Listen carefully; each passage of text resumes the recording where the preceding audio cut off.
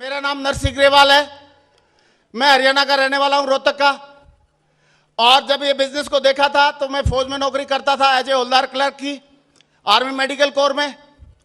और बिजनेस को देखने के बाद मुझे लगा कि इसको करना चाहिए। और मैंने दो बातें सोची, अगर मैं इसको करता हूं तो क्या हो सकता है, नहीं करता हूं तो क्या हो सकता है। तो मैंने एक बंदे से सलाह ली। मैं बोला यार बिजनेस तो बढ़िया लग रहा है, ये इसको करना चाहिए कि नहीं करना चाहिए। उसने बोला साहब पैसे डूब सकते हैं, 8,000 का नुकसान हो सकता है। तो मैं बैठ के एक बार सोचने लगा। क्या मैंने सोचा, आप जानना चाहोगे? मेरे को हाँ ना में जवाब चाहिए, यस और नो में। और जिसके भी मतलब मुंह में जबान है सारे लोग यस या नो बोलेंगे। अगर किसी भाई बहन के मुंह में तकलीफ है तो गर्दन हिलाएगा, ठीक है? हिला सकते हैं? यस और नो? तो दोस्तों मैंने सोचा अगर मुझे नुकसान इसमें हुआ तो ज्यादा से ज्यादा कितने का होगा? 8,000 का। और अगर इसमें मान लो मैं सक्सेस हुआ, सफल हुआ, तो इसमें मैं करोड़पति बन सकता हूं, यस और नो? लाखों रुपए महीने कमा सकता हूं, यस और नो? बढ़िया गाड़ी चला सकता हूं, यस और नो? बढ़िया घर बना सकता हूं, यस और नो? बीबी का असली हस्बैंड, जो मर्द, बीबी का असली मर्द कौन होता है? जो उसकी ख्वाहिश पूरी कर दे, यस और नो?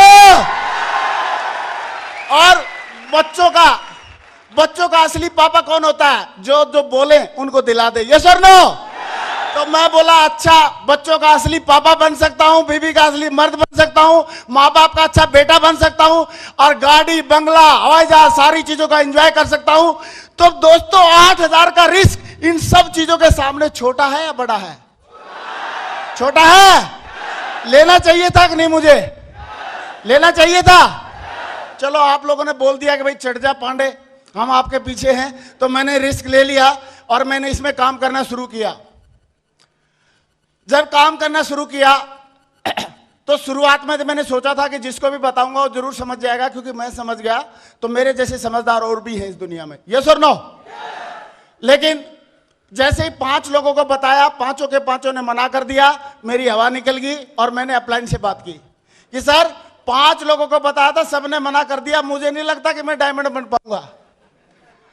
तो 5 लोगों ने, सर ने हमारे जो मेरे अपलाइन थे, उन्होंने जिन्होंने ज्वाइन कराया, मैं जरूर उनको धन्यवाद देना चाहूंगा, सैल्यूट करना चाहूंगा दिल से कि उन्होंने मुझे ये प्लान दिखा दिया। अगर प्लान नहीं दिखाया होता तो शायद मैं आज स्टेज पे नहीं होता। और वो कोई नहीं है, वन एंड ओनली इस सिस्टम के और ट्रिपल-एस के पावर हाउस मिस्टर ओम प्रकाश जी। मैं चाहूंगा उनके लिए एक जोरदार ताली हो जाए दोस्तों, जोरदार ताली।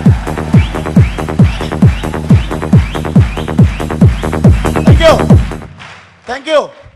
उन्होंने मेरे अप्लाई ने पूछा ग्रेवाल जी कितने को प्लान दिखाया? मैंने बोला सर 5। बोला क्या हुआ? 5 ने मना कर दिया सर। बोला आप ये बताओ इस दुनिया में कितने आदमी हैं? मैंने बोला सर 120 करोड़ होंगे लगभग। तो बोला 120 करोड़ में से 5 घटाओ, कितने बच गए? मैंने बोला अभी भी 120 करोड़। बोला क्यों? मैंने बोला इतनी देर में तो 5 नए पैदा हो गए होंगे, यस और नो? यस और नो? तो बोले आप घबराओ मत कि आदमी खत्म हो जाएंगे, जितने को तू दिखाएगा उससे ज्यादा नए प्रोडक्ट तैयार हो जाते हैं 2 मिनट में। सही है? तो चिंता नहीं करना बिल्कुल। और आप प्लान बताओ 2 लोगों को। मैंने बोला सर ज्वाइन नहीं करते तो क्या करूं? बोला उसको तेरा ठेका नहीं है, कोई ज्वाइन करता है नहीं करता है, तेरा काम है लोगों को प्लान दिखाना, और लोगों का काम है हाँ या ना करना। बस तू एक ही बात कर ले दिल में कि आए तो बेस्ट नहीं तो नेक्स्ट, आए तो बेस्ट नहीं तो नेक्स्ट, आए तो बेस्ट नहीं तो नेक्स्ट, तो बेस्ट नहीं तो नेक्स्ट, तो डायमंड बन जाएगा साला, डायमंड बन जाएगा।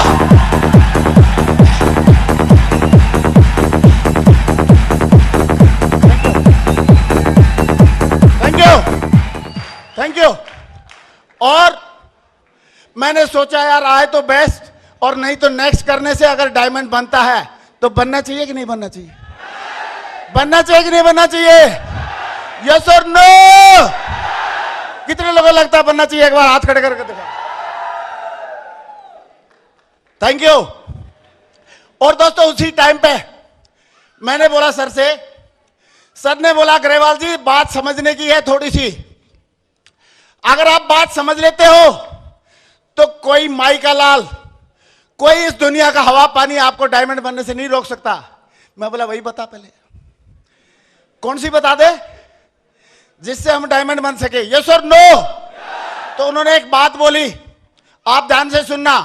बोला आपने 2 4 को 5 को दिखा दिया और बात खत्म समझते हो आप। ये कोई 100 मीटर की रेस थोड़ी है कि आप उधर से उधर दौड़े, जीत गए तो ठीक है नहीं तो हार गए। ये तो भैया मैराथन रेस है। कैसी रेस है? आप दौड़ते रहो, फिर पानी पी लो, फिर दौड़ लो, फिर पानी पी लो, फिर दौड़ लो। कौन मना करता है? दौड़ता सही है, कोई मना नहीं करता। दूसरी बात, कम समय में ज्यादा लोगों को प्लान दिखाना है। मैंने बोला वो कैसे? तो उन्होंने एक एग्जांपल दिया। आप लोगों ने गोली सुना होगा, गोली कंचा, कंची या कंचा या जो भी है, गोली सुना? और बोला एक गड्ढा होता है, उसको क्या बोलते हैं? क्या बोलते हैं? अच्छा, कोई बोलता है गुच्चू, कोई बोलता है गड्ढा, जो भी है सही है। ओके,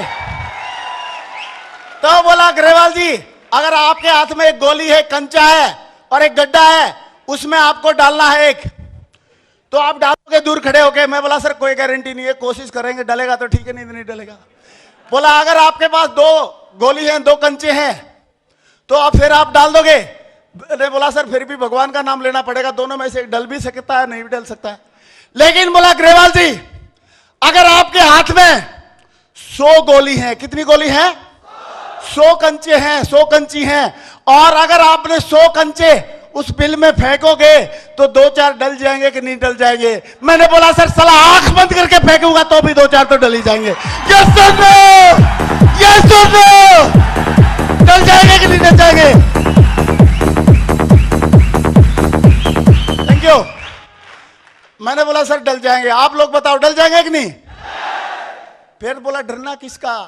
ग्रेवाल जी बाजार में कंचों की कमी है क्या? पकड़ पकड़ के डालते जाओ, ये प्लान जो है आपका वो गड्ढा ही है, उसमें ले ला के डालते जाओ। 150 डालोगे तो पता लगेगा आपको, आपकी रिकमेंडेशन पूरी होगी और आपका काम शुरू हो गया। मैंने सोचा ये फार्मूला तो बढ़िया है, अपनाना चाहिए कि नहीं अपनाना चाहिए? यस और नो? लेकिन लोग उसी टाइम पे दिमाग लगाना शुरू करते हैं। उसी टाइम पे आप लोगों ने सुनी होगी, मैं आज फिर सुनाऊंगा। 3 बच्चे थे चिड़िया के, उसकी कहानी सुनी होगी लेकिन मैं आज जरूर सुनाऊंगा। एक चिड़िया के 3 बच्चे थे और उनको उड़ना सिखाना था। तो ऊंचे पेड़ पे, पहाड़ी के ऊपर एक पेड़ था, उस पे लेके गई चिड़िया और उनको बोला, पहाड़ी उस पेड़ पर से धक्का मारती थी ताकि ये उड़ना सीख ले। तो पहले वाले को, चिड़िया को बोला, बच्चे को बोला चिड़िया ने, चिड़िया जो माँ थी उसने बोला बेटा ऐसा है, मैं आपको यहां से धक्का मारूंगी, आप एक वेग से, स्पीड से नीचे की तरफ जाओगे, लेकिन आपका काम केवल एक ही है, पंख हिलाते रहना। क्या करते रहना?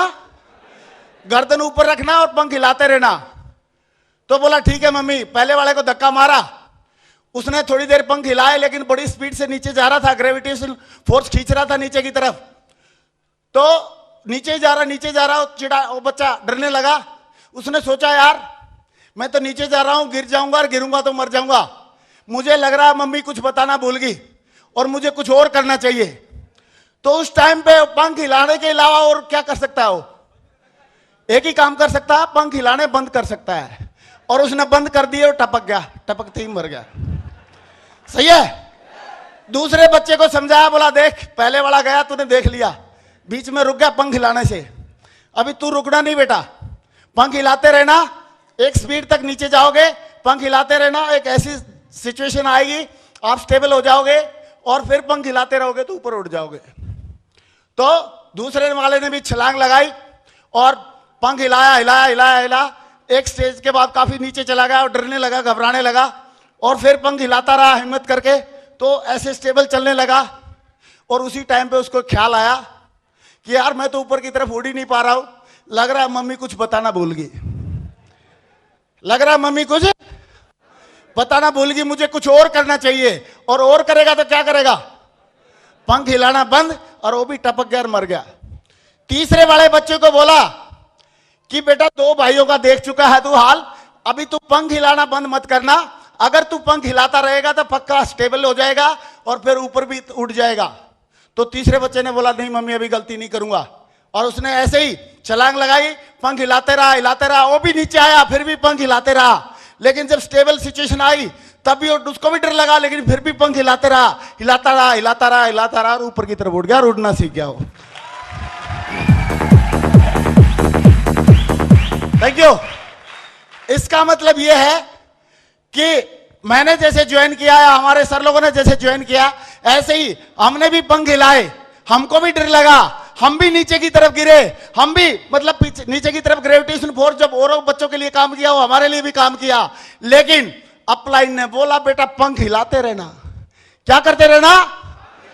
पंख हिलाते रहने का मतलब प्लान दिखाते रहना और हर एक मीटिंग में जाते रहना, प्लान दिखाते रहना, हर एक मीटिंग फंक्शन में जाते रहना, प्लान दिखाते रहना, हर एक मीटिंग फंक्शन में जाते रहना, और एक दिन ऐसा आएगा तू पक्का डायमंड बन जाएगा। और हम डायमंड बन गए। यही एक राज है। Thank you. लेकिन दोस्तों हम लगे रहे, आगे आगे थोड़ा सा रिजल्ट निकलना शुरू हुआ।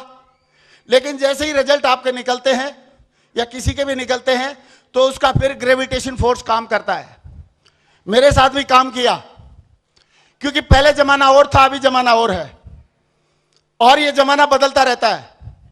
अभी मैंने जैसे ही मुझे 2 डीडी मिले एक दिन, उसी दिन मैं बैंक में गया, डीडी बनाने के लिए मैंने फॉर्म भर के दे दिया और पैसे दे दिए। उसने ठप्पा मारकर रसीद दे दी और मेरी तरफ देख के बैंक के उस कैशियर ने बोला, क्योंकि मैं ड्रेस में था, बोला भाई साहब देखने में शरीफ लग रहे हो, फौजी आदमी हो, खुद तो फंस गए, दूसरों को क्यों फंसा रहे हो? मैंने सोचा यार ये तो बड़ा उल्टा काम हो गया, गलती होगी। मुझे ये भी अक्ल नहीं थी, मुझे ये भी नहीं मालूम था कि डीडी कैंसिल हो सकता है। लेकिन मैं तुरंत लुटा पिटा हुआ सा महसूस करके माथे पे पसीना आ गया और मुझे पीला पीला दिखाई देने लगा और मैं नीचे की तरफ आया। और जब ऐसी सिचुएशन किसी के साथ हो तो उसको उस समय पे कौन याद आता है? अपलाइन? यस और नो? तो दोस्तों मैं आया और मैं नीचे आके अपने अपलाइन को फोन लगाया। मेरे अपलाइन उस टाइम पे जबलपुर में थे, ओम प्रकाश जी, मिस्टर ओम प्रकाश जी। तो मैंने फोन लगाया तो उन्होंने फोन उठाया, बोला हाँ ग्रेवाल जी। मैंने बोला सर ग्रेवाल बोल रहा हूँ आगरा से। बोला हाँ ग्रेवाल जी। मैंने बोला सर 2 डीडी बैंक में बनाने के लिए आया हुआ था। बोला वेरी गुड, कांग्रेचुलेशन, बहुत बढ़िया। मैं बोला आगे तो सुनो। बैंक वाले भाई साहब ने ऐसे ऐसे बोला है। अरे बोला ग्रेवाल जी कुछ नहीं होता ऐसे बोलने से। ऐसे बोला था लोगों ने राइट बंधुओं को कि हवाई जहाज नहीं बनेगा, आज लोहे का हवाई जहाज उड़ता है कि नहीं? यस और नो? ऐसे ही बोला था लोगों ने थॉमस एडिसन को कि बिजली नहीं बनेगी, आज बिजली है कि नहीं? यस और नो? और बोला ऐसे ही बोला था राजीव सर को कि ये नेटवर्किंग नहीं चलेगी, आज वो इसमें डायमंड है कि नहीं? यस और नो? और ऐसे ही बोला था जैन साहब को। और बोला लोग तो ऐसे ही बोलते रहते हैं। बोला ऐसे ही मुझे भी बोला था, लेकिन मैं भी डायमंड बनने वाला हूं। और ग्रेवाल जी लिखवा के ले लो, अगर लोग आपको ऐसे बोलते रहेंगे और आप फिर भी डटे रहेंगे तो आप भी एक दिन डायमंड बन जाओगे, एक दिन आप भी डायमंड बन जाओगे। Thank you, thank you. लेकिन दोस्तों बताते हैं कि ठोकर खाने से, सॉरी, काजू खाने से अकल नहीं आती, ठोकर खाने से अकल आती है। यस और नो? मेरे को झटका लगा था और ये बात मेरे को बड़ी बड़ी दिखने लगी, मेरे को समझ में नहीं आई। क्यों नहीं आई? क्योंकि मेरा बहुत ज्यादा कोई नॉलेज का बैकग्राउंड नहीं था। एक तो करेला, ऊपर से नीम चढ़ा, एक तो मैं फौजी, ऊपर से जाट। समझ में आएगी बात? नहीं आई। मैंने बोला सर सिंपल भाषा में अगर आप समझा सकते हो तो आप समझा दो, अदरवाइज कोई बात नहीं है, आपकी हमारी नमस्ते। तो उन्होंने एक बात बोली। क्या बात बोली आप जानना चाहोगे? उन्होंने एक बात बोली कि ग्रेवाल जी आप ये बताओ उस बैंक वाले भाई साहब को 1 नंबर का व्हाइट मनी 1 महीने में कितना तनख्वाह मिलता होगा? मैंने बोला सर 10-11 हजार रुपए महीना, 2003 की बात है। और बोला जो हमारे आदर्श हैं, जिनको देख के हम काम कर रहे हैं, जो हमारे मेंटर हैं, उनको कितना मिल रहा होगा 1 नंबर का व्हाइट मनी 1 महीने में कितना मिल रहा होगा? मैंने बोला सर 10-11 लाख रुपए महीना। बोला एक आदमी को 1 नंबर का व्हाइट मनी 10-11 हजार रुपए महीने मिलता है और एक आदमी को 1 नंबर का व्हाइट मनी 10-11 लाख रुपए महीने मिलता है। कौन ज्यादा समझदार है, 1000 वाला या लाख वाला? दोबारा सारे लोग बोलेंगे 1000 वाला या लाख वाला?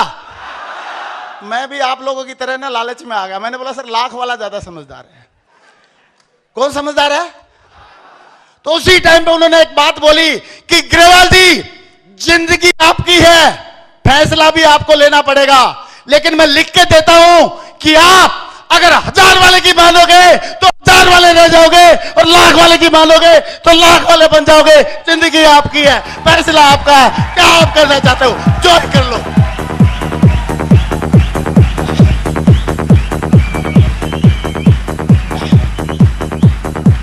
Thank you, thank you. लेकिन दोस्तों, थैंक्स टू गॉड और थैंक्स टू सिस्टम कि उस टाइम पे मेरे दिमाग में बात आई कि यार 1000 वाले की मानूंगा तो 1000 वाला रहूंगा, और 1,00,000 वाले की मानूंगा तो 1,00,000 वाला हो जाऊंगा। 1000 वाला तो मैं पहले ही हूं, 8-9 हजार रुपए की महीने की नौकरी तो पहले ही कर रहा था। किसकी माननी चाहिए, 1,00,000 वाले की? और मैंने 1,00,000 वाले की मानने का डिसीजन लिया और इसमें काम करता रहा।